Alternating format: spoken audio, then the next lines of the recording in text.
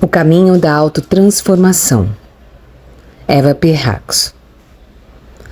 Capítulo 14, parte 1. Meditação em relação a três vozes: ego, eu inferior e eu superior. Nessa meditação, especificamente ligada à autotransformação, envolvemos o ego consciente para facilitar um diálogo entre o eu superior e o eu inferior, com o objetivo último de fazer com que o conteúdo do inconsciente se revele à mente consciente. Fazer isso anotando o que chega à superfície, porque precisa ser identificado e transformado, pode ser uma prática diária de valor inestimável. Com a energia assim adquirida, podemos aprender a arte de criar uma vida positiva. Saudações a todos os meus amigos aqui presentes. Amor e bênçãos, apoio e força interior estão à disposição para dar-lhes suporte e para ajudá-los a abrirem seu ser mais recôndito. Espero que todos continuem fomentando esse processo para que tenham condições de trazer à vida seu ser total, gerando plenitude em vocês. Há muitas espécies diferentes de meditação. A meditação religiosa consiste em fazer orações já estabelecidas, prescritas. Temos também a meditação em que a ênfase maior é posta no desenvolvimento dos poderes de concentração. Num outro tipo de meditação, contemplamos e refletimos sobre as leis espirituais. Existe ainda a meditação em que tornamos o ego totalmente passivo e privado da vontade para que o divino siga seu próprio fluxo. Essas e outras formas de meditação podem ter maior ou menor valor, mas a sugestão que dou aos meus amigos que trabalham comigo é que, de preferência, utilizem a energia e o tempo disponíveis para observar de frente aquela parte do eu que cerceia a felicidade, a realização e a plenitude. Você jamais poderá criar a plenitude a que aspira realmente. Quer este objetivo seja claro ou não, se evitar esta confrontação. Esse enfoque inclui a ação de dar expressão ao aspecto recalcitrante do eu egoísta e destrutivo que nega a felicidade, a realização e a beleza. Para compreender bem a dinâmica, o sentido e o processo de meditação e aurir dela o maior benefício possível, você deve ter clareza com relação a certas leis psíquicas. Uma dessas leis diz que uma meditação eficaz, de fato, deve envolver ativamente três camadas fundamentais da personalidade. Esses três níveis fundamentais da personalidade podem ser assim denominados. Primeiro, o nível do ego consciente, com todo o conhecimento e vontade conscientes. O nível infantil egoísta e inconsciente, com toda a ignorância, destrutividade e arroubos de onipotência. E o eu universal, supraconsciente, que sua sabedoria superior, seu poder, seu amor e sua compreensão abrange dos fatos da vida humana.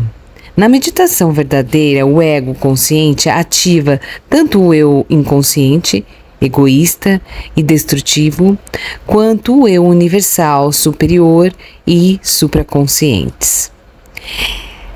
Deve sempre acontecer uma interação constante entre esses três níveis para o que se exige grande atenção por parte do ego consciente.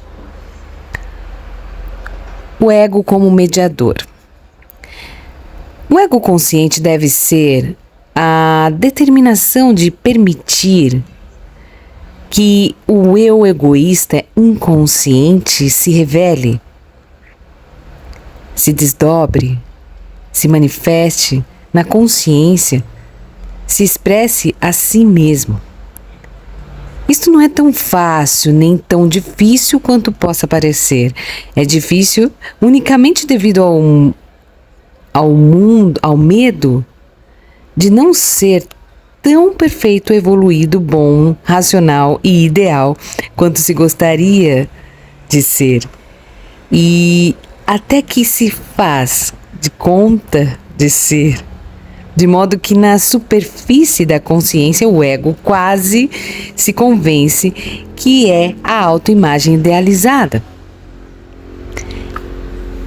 Essa convicção de superfície é permanentemente contrariada pelo conhecimento inconsciente de que essa imagem é falsa, com a consequência de que secretamente a personalidade toda se sente fraudulenta e amedrontada com a exposição. É um sinal significativo de autoaceitação e de desenvolvimento quando um ser humano permite que a parte egoísta, irracional e francamente destrutiva e se manifeste na consciência interior e a identifica em todos os seus detalhes específicos. Isso apenas é suficiente para impedir uma manifestação indireta perigosa, da qual a consciência não tem percepção porque não está ligada com ela, parecendo assim que os resultados indesejados provêm de fora. Assim, o ego consciente deve aprofundar-se e dizer: o que quer que esteja em mim e o que quer que esteja escondido e que eu deva saber sobre mim, qualquer negatividade e destrutividade que exista deve ser exposta. Quero vê-la, comprometo-me a vê-la, por mais que isso possa ferir minha vaidade.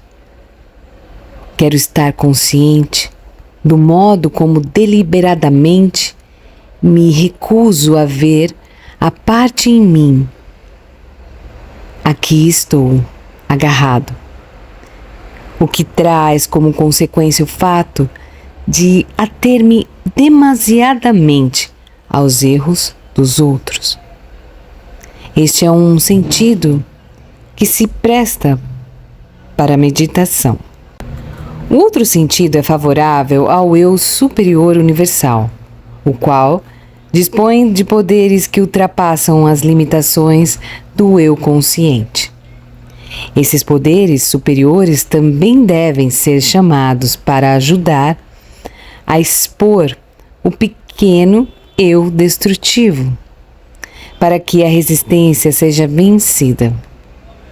A vontade do ego sozinho pode ser incapaz de realizar isso, mas o seu ego consciente pode e deve pedir que os poderes superiores o ajudem. O pedido de ajuda deve ser dirigido também à consciência universal, para que esta o ajude a compreender corretamente as expressões da criança destrutiva, sem exageros, de modo que você não vá do extremo de ignorar essa criança até o extremo de torná-la um monstro. Uma pessoa pode facilmente oscilar de um autoconhecimento externo a uma autodepreciação interna oculta. Quando a criança destrutiva se revela, pode-se chegar à crença de que esse eu destrutivo é a realidade última, deplorável.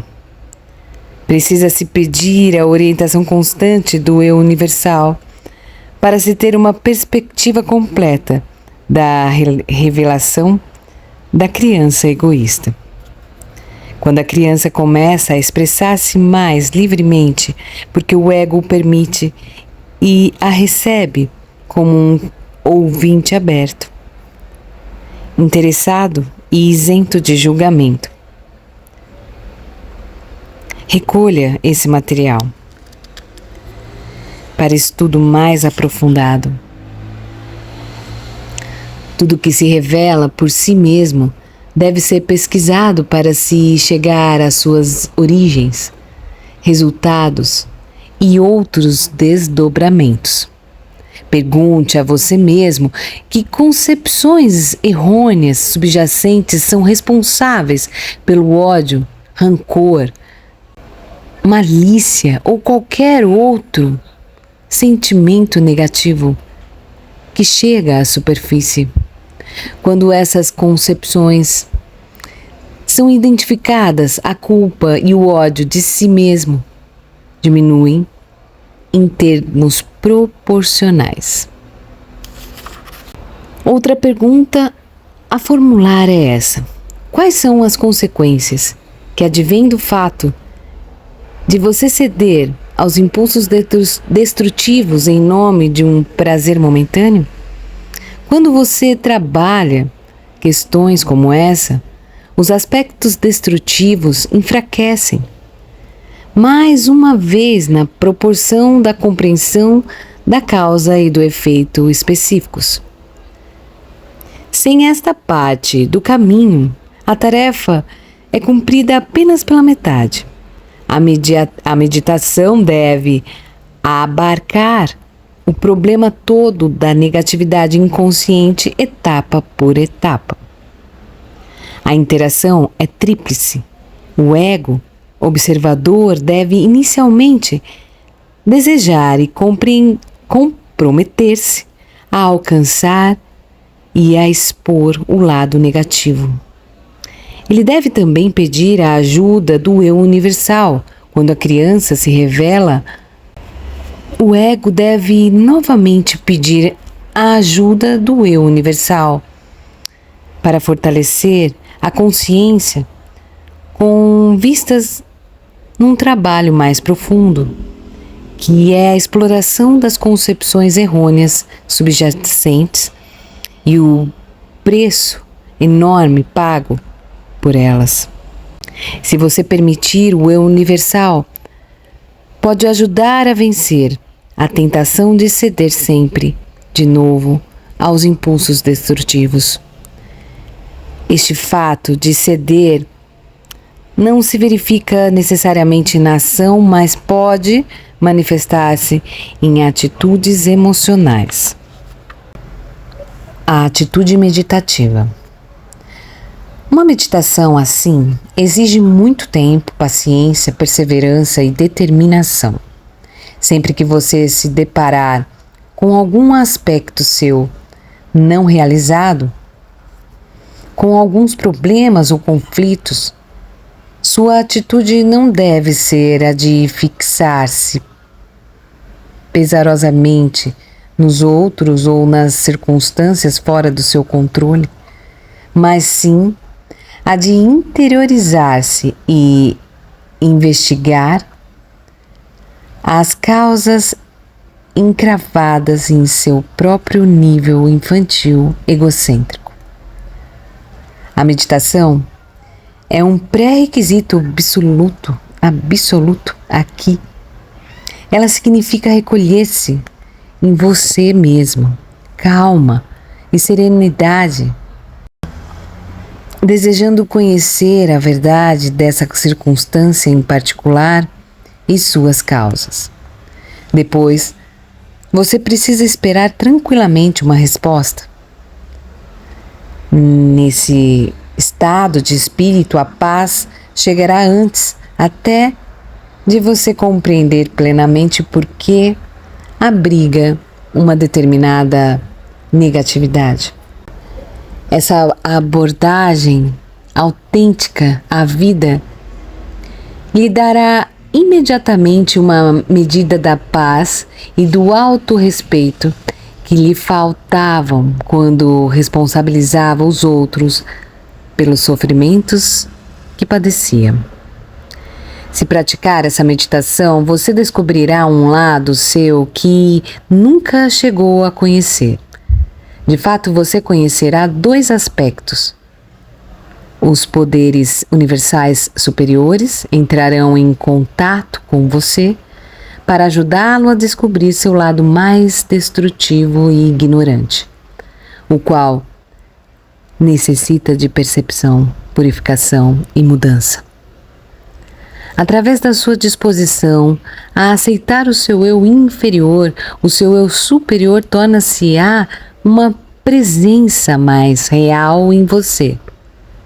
De fato, você vai senti-lo cada vez mais como o seu verdadeiro eu. Muitas pessoas meditam, mas negligenciam o duplo aspecto do esforço e por isso não realizam a integração. Elas podem realizar alguns poderes universais que entram em ação nos casos em que a personalidade é suficientemente livre, positiva, aberta. Mas as áreas não livres, negativas e fechadas são negligenciadas. Por si sós, os poderes universais realizados não irão propiciar uma integração com a parte não desenvolvida do eu. O ego, consciente, deve decidir por essa integração e lutar por ela, pois de outro modo, o eu universal não terá condições de chegar às áreas bloqueadas. A interação parcial com o eu universal por si só pode levar a uma decepção ainda maior. E se a consciência é enganada pela integração parcial que existe realmente com poderes divinos e tende a ser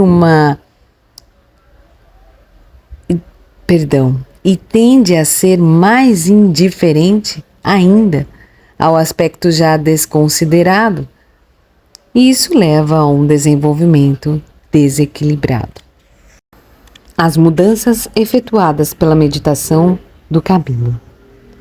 Um fortalecimento expressivo ocorre em todo o seu eu quando você passa pelo processo todo. Várias coisas começam a acontecer em sua personalidade. Em primeiro lugar, seu ego, personalidade consciente, torna-se mais forte e mais saudável. Mais forte num sentido positivo, solto, com mais determinação, percepção, direcionalidade significativa e um grande poder de concentração, com atenção focalizada. Em segundo lugar, você cultivará uma autoaceitação e uma compreensão da realidade muito maiores. A autorrejeição e a autoaversão irreais desaparecerão. As exigências igualmente irreais de ser alguém especial e perfeito também cessarão.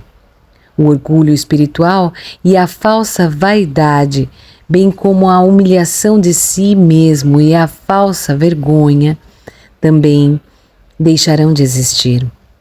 Através da firme ativação dos poderes superiores, o eu se sente cada vez menos desamparado, desalentado, perdido, desesperançado e vazio.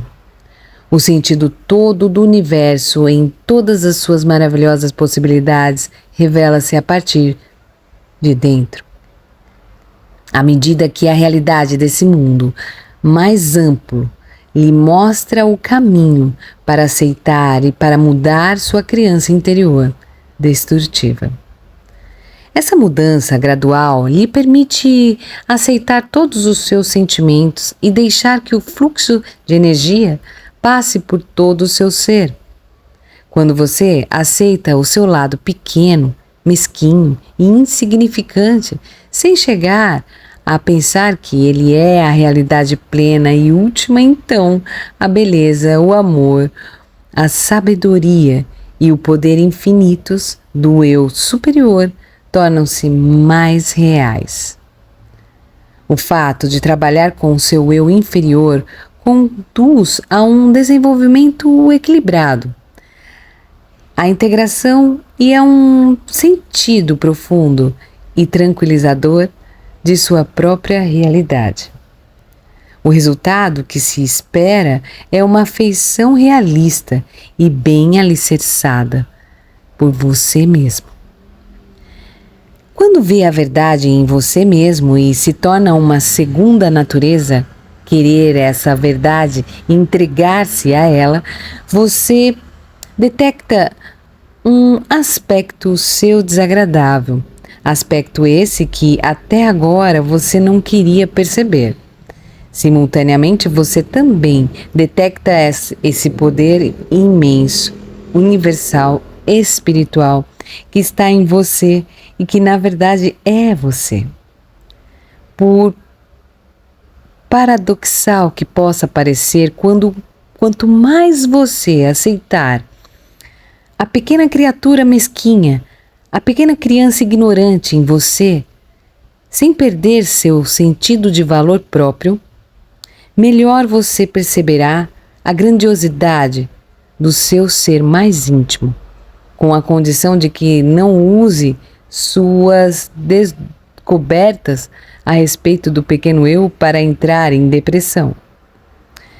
O eu inferior quer induzir o ego consciente a ficar dentro dos estreitos limites da autoflagelação neurótica, da desesperança e da capitulação mórbida que sempre encobrem um ódio reprimido.